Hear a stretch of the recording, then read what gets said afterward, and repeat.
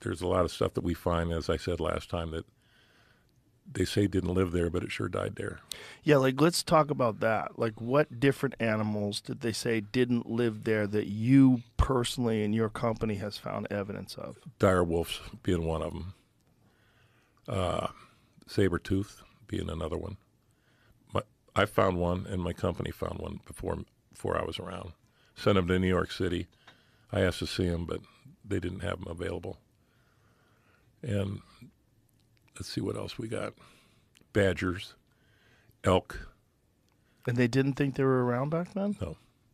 Why did they not think that elk were in that area back then? Because elk are in Alaska. Because they never found any elk bones. Right. But that's it. It's just they didn't find the bones. They didn't find the bones. But they literally didn't think that saber-toothed tigers lived in that area. They didn't think that. In fact, in that film, that documentary film, Pat Druckenmiller, who's the curator now and the director of the museum, says to their knowledge, none of them have ever been found there.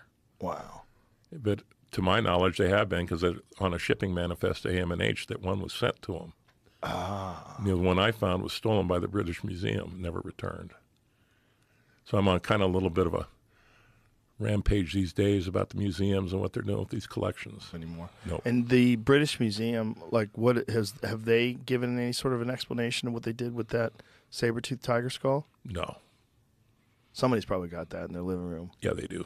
Yeah. By George, look what I have here. Oh, my.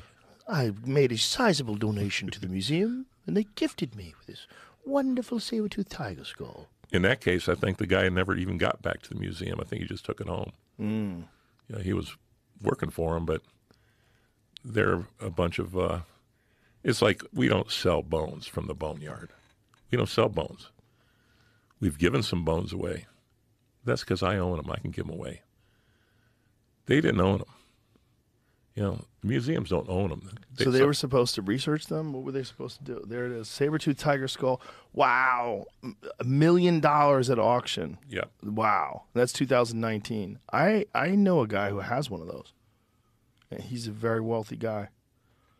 And he actually has a real saber-toothed tiger skull on his desk in a plexiglass case.